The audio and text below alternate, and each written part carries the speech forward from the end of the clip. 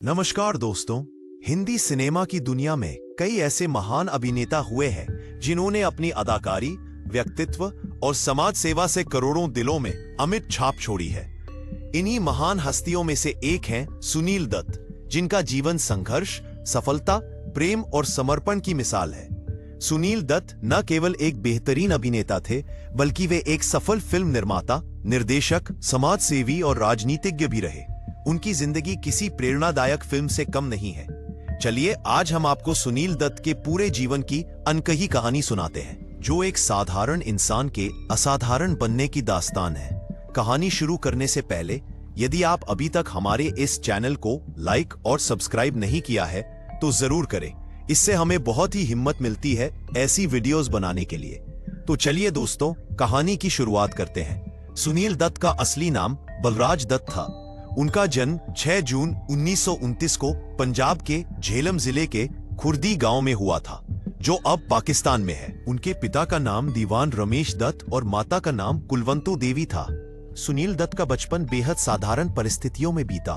उनका परिवार मध्यम वर्गीय था, लेकिन संस्कारों से समृद्ध था। 1947 में भारत पाकिस्तान विभाजन के समय सुनील दत्त का परिवार भी विभाजन की आग में झुलस गया। दंगों के माहौल में उनकी मां ने बड़े साहस से अपने परिवार को सुरक्षित भारत लाया। इस दौरान सुनील दत्त ने इंसानियत का असली चेहरा देखा, जिसने आगे चलकर उनके सामाजिक कार्यों की नींव रखी।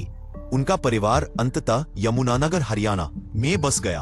अब यही इनकी शिक्षा देखे तो विभाजन के बाद सुनील दत्त ने अपनी पढ़ाई पूरी करने के लिए मुंबई का रुख किया।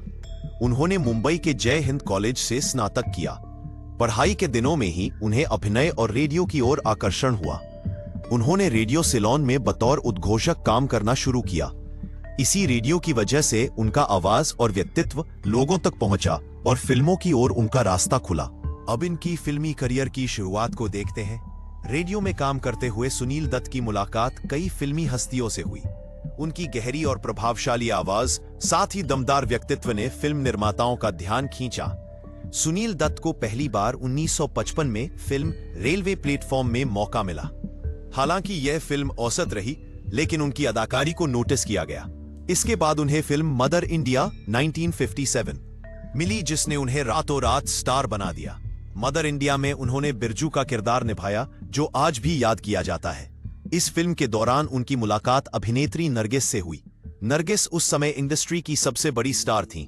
दोनों के बीच दोस्ती हुई और धीरे धीरे यह दोस्ती प्यार में बदल गई। अब सुनील दत्त और नरगिस की प्रेम कहानी को देखते हैं। सुनील दत्त और नरगिस की प्रेम कहानी किसी फिल्मी कहानी से कम नहीं थी। कहा जाता है कि मदर इंडिया की शूटिंग के दौरान एक आग का सीन फिल्माया जा रहा था। अचानक सेट पर आग लग गई और नरगिस उसमें फंस गई।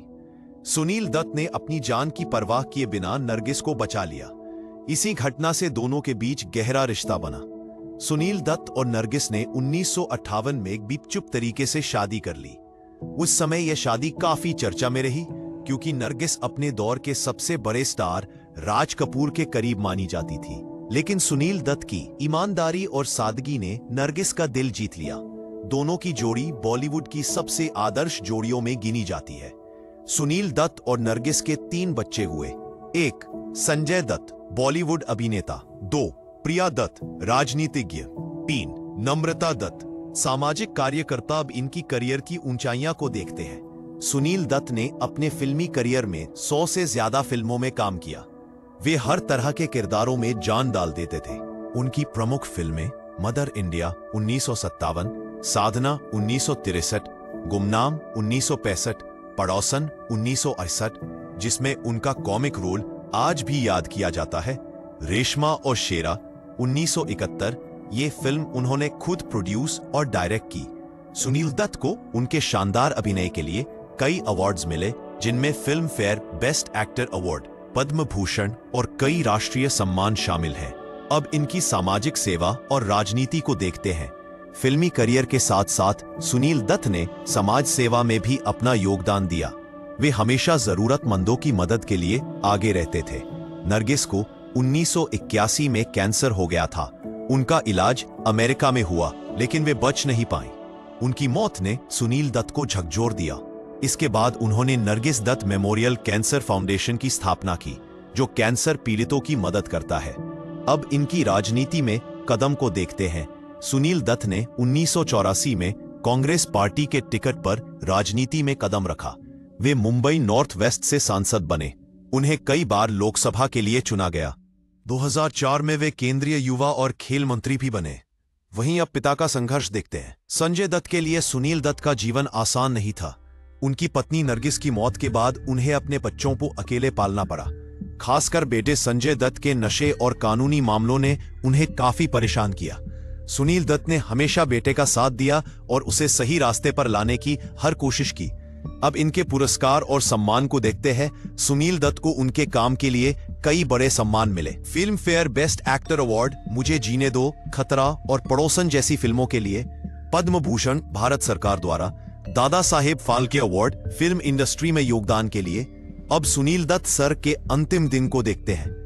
25 मई 2005 को मुंबई में दिल का दौरा पड़ने से सुनील दत्त का निधन हो गया।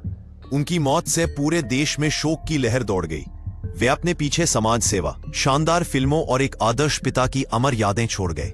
सुनील दत्त का जीवन हमें सिखाता है कि इंसान चाहे कितनी भी ऊंचाई पर क्यों न पहुंचे, जमीन से जुड़े रहना ही सबसे बड़ी कामयाबी है।